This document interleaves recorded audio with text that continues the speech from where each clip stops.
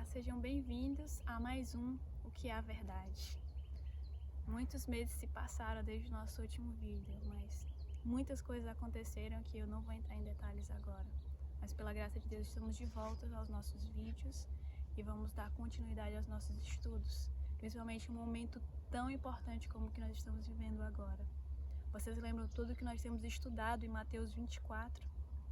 E agora vocês estão conseguindo juntar as peças do quebra-cabeça?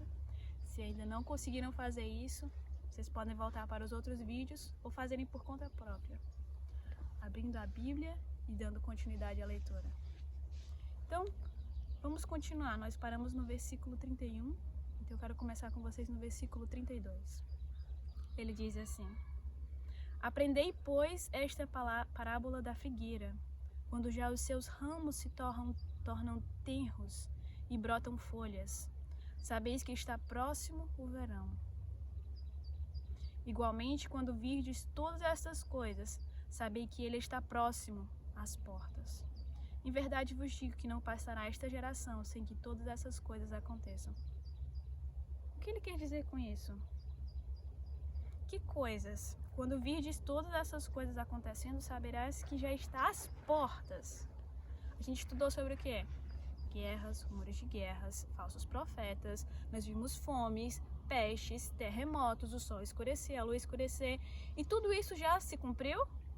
Já. Nós vamos já mencionar sobre isso novamente. Ele está dizendo que, nessa parábola, ele está dizendo, então, depois que você vê se cumprir tudo isso, quando você perceber que essas coisas já aconteceram, saiba que já está às portas. É isso que a Bíblia está dizendo. Então, vamos continuar. Não passará essa geração sem que todas essas coisas aconteçam. Você sabe quanto tempo dura uma geração na Bíblia? Se você voltar para a história de Moisés, depois que o povo pecou e Deus disse que eles não iriam entrar na terra prometida, ele disse, vai passar essa geração, a próxima geração vai entrar. Passaram-se quantos anos? 40 anos. E quando Jesus disse que ia acontecer tudo isso nessa geração, ele estava falando de dois acontecimentos, vocês lembram? Ele disse que o primeiro acontecimento seria o quê? A destruição de Jerusalém. Ele disse que vai acontecer nessa geração. 40 anos após a morte de Jesus, houve a destruição de Jerusalém, no ano 70. Pesquisem na história e vocês vão confirmar comigo. E ele está falando agora que não vai passar essa geração sem que isso aconteça. Mas Gabriela está falando que quando tudo isso acontecer, vão passar ainda 40 anos? Não, ele está dizendo que vai acontecer nesse período, não vai passar mais do que isso. E poderíamos fazer outra análise, mas isso vai vir em outro estudo. Eu vou chamar o meu esposo no próximo vídeo e nós vamos juntos explicar outro significado, que seria o período dos jubileus. Não se passariam 40 jubileus até que tudo isso se cumprisse. Versículo 35. O céu e a terra passarão, mas as minhas palavras não hão de passar. Mas naquele dia e hora, ninguém sabe, nem os anjos do céu, mas unicamente o meu Pai. Então não adianta marcar data, tem que apenas se preparar quando ver os sinais, porque o dia e hora vão vir. E mais do que isso, ele disse, assim como foi nos dias de Noé, versículo 37, assim também será a vinda do Filho de Homem. O que vai acontecer? Porque assim como nos dias anteriores ao dilúvio, comiam, bebiam, casavam e davam-se em casamento, até o dia que Noé entrou na arca. O que isso quer dizer, Gabriela? Quer dizer que as pessoas vão estar vivendo as suas vidas normalmente, não vão estar esperando, e vai acontecer e vai pegar a maioria desprevenida. Você sabe quanto tempo Noé ficou na arca até que vinha finalmente o dilúvio? Porque ele não entrou na arca e em seguida veio o dilúvio, não.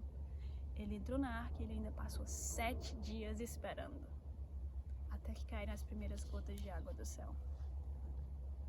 Versículo 39. E não perceberam até que veio o dilúvio, ou seja, 7 dias. E eles não perceberam que a porta da graça para as pessoas do período do dilúvio havia encerrado. Será que você e eu vamos perceber quando a graça de Deus for removida dessa terra? Nós vamos estar entregues à nossa própria sorte. Continuando, versículo 39. E o dilúvio levou a todos, assim será também a vinda do Filho do Homem. Versículo 40. Estando 2 no campo, será levado um e deixado o outro. Ou seja, não importa se eu e você temos o mesmo trabalho, não vai ser o trabalho que vai definir quem vai ser salvo. Estando 2 moendo no moinho, será levada uma e deixada outra. ainda que esteja realizando a mesma atividade, sempre vai ser a fé e a sua vida individual com Deus que vai definir. Versículo 42. Vigiai, pois, porque não sabeis a que hora há de vir o vosso Senhor. Nós não sabemos, tem que vigiar quando? Todo o tempo. Versículo 43. Assim considerai, pois, se o pai de família soubesse a que vigília da noite havia de vir o ladrão, vigiaria e não deixaria minar a sua casa. Se ele soubesse a hora exata em que iria vir um ladrão, não deixaria. E como sempre, eu sempre gosto de compartilhar histórias da vida real com vocês, que faz a gente entender um pouco mais. Jesus sempre compartilhava parábolas, mas eu estou compartilhando com vocês algumas histórias. Essa parte, quando fala aqui sobre se você soubesse a que horas viria o ladrão, você vigiaria o tempo todo. Eu tive experiência em dezembro do ano passado, onde eu, a minha família, junto com meu esposo, meus cunhados, minhas irmãs, nós fomos assaltados numa praia. Foi uma experiência muito traumática. E quando ele fala aqui que se a gente soubesse o horário exato que o ladrão ia vir, a gente não parava de vigiar. Porque a gente não quer passar por isso. A gente não quer ser pego pelo momento desprevenido, onde a gente vai se sentir indefeso, onde vão levar o que a gente tem. É o que acontece quando nós somos assaltados. E depois do momento do assalto, o tempo todo que a gente saiu do percurso onde ocorreu a tentativa de assalto, porque pela graça de Deus não levaram nada nosso, apesar de ferirem meu esposo e meu cunhado, mas estamos todos bem, pela graça de Deus.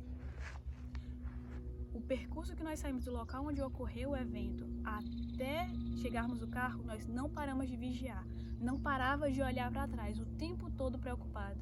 E isso deixou em mim e na minha família um pouco de trauma. Todas as vezes que eu vejo um local um pouco abandonado, ou eu vejo alguém suspeito, eu já fico em vigia, já fico olhando, será que é essa pessoa? Será que é estranho? Porque nós não estávamos esperando que fosse acontecer. Quando aconteceu, parecia algo surreal. Demorou para entender que aquilo realmente estava acontecendo. Meu cunhado até ficou espantado. Isso é um assalto? Não tínhamos passado por isso. Naquela praia, naquele local onde pra gente era um local seguro. Então eu te pergunto, o local que você está vivendo agora, a sua vida, você está se sentindo seguro, confortável? Não para de vigiar. Não para de vigiar. Porque está vindo uma tribulação, um momento que é essencial na sua vida, que vai definir a sua salvação ou a sua perdição, a minha também. E como eu sempre gosto de compartilhar com vocês fatos históricos, Gabriela, você está achando que Jesus está voltando agora? Se você vem acompanhando comigo os estudos desde o começo, você vai ver, e como eu já repeti hoje, as peças do quebra-cabeça estão se encaixando. Por que, Gabriela, Jesus não voltou no período da Idade Média, onde houve um período de perseguição tão grande ao povo de Deus, onde houve guerras, as cruzadas, onde a gente viu o rei do norte e o rei do sul, se você for estudar Daniel, o rei do norte e o rei do sul brigando nas cruzadas, os muçulmanos, o papado, as cruzadas. Jesus não voltou naquela época. Mas o que mais aconteceu? Ocorreu também a peste bubônica, que matou quantas pessoas? Matou mais de 50 milhões de pessoas matou. Depois temos também a gripe espanhola. A gripe espanhola também matou milhões. Matou entre 25 a 50 milhões. Os historiadores não têm certeza dos números, porque eles não tinham como manter o registro de todos os mortos. Muitas pessoas foram jogadas em valas. Mas essa é uma previsão. E os historiadores falam que mais ou menos 1/4 da população da Terra se perdeu nessas pestes. E por que Jesus não voltou naquela época? Então você pode pensar, e no período do grande desapontamento, em 1844, onde uma grande parte da população mundial esperou pela volta de Jesus? Ou quem sabe quando houve o grande terremoto de Lisboa em 1755, que destruiu a cidade de Lisboa, houve depois um tsunami, houve uma saraivada, houve fogo, e Jesus não voltou. Ou então você pode pensar em quando houve a Primeira e a Segunda Guerra Mundial, que também morreram milhões de pessoas. Ou então quando aconteceu o bug do milênio no ano 2000, onde todo mundo achava que era o fim do mundo, onde houve uma queda muito grande da Bolsa de Valores, onde houve pessoas que cometeram suicídios por causa disso. Ou então, por que ele não voltou no ano 2001, quando houve a queda das Torres Gêmeas e tantas vidas se perderam? E outra vez a economia mundial foi abalada. Por Por que ele não voltou quando terminou o calendário Maia em 2012? Ou então, será que ele vai voltar agora em 2020 com essa nova crise do coronavírus? A Bíblia foi muito clara, nós não sabemos o dia nem a hora. Mas se você voltar para o começo do versículo, Jesus diz o quê? Aprendei, pois, a parábola da figueira. Nós não temos uma figueira aqui, mas se você olhar aqui para trás, essas árvores, você está vendo que elas estão começando a brotar. Isso quer dizer que nós estamos no final do inverno e o começo da primavera. As folhas secas estão sendo substituídas por folhas novas e estão brotando flores. A primavera está chegando. Mas Jesus está falando que quando a gente vê todos esses sinais nas árvores, a gente sabe qual a estação do ano que nós estamos. E espiritualmente nós temos que entender os sinais que estão nos rodando para saber em que época nós estamos vivendo. Se você juntar as peças do quebra-cabeça, tudo aponta para agora. Jesus falou muitos sinais para trás e ele falou, ainda não era o fim. Ainda não era o fim na Idade Média. É o começo das dores, quando aconteceu a perseguição tão grande. Era só o princípio quando ouvirem rumores de guerras, fomes, terremotos. Ainda não era o fim. Já aconteceu tudo isso. O que mais falta acontecer para você acordar e saber que ele está às portas? Porque é o que Jesus disse. Quando tudo isso acontecer, saber que eu estou às portas. Esse coronavírus não é uma mensagem de medo. Nós precisamos tomar todas as precauções? Precisamos sim. E por isso eu quero ler para você o que a Bíblia fala quando momentos como esse estão acontecendo em nossas vidas. Isaías 26, 20. Isaías capítulo 26, versículo 20. Diz assim: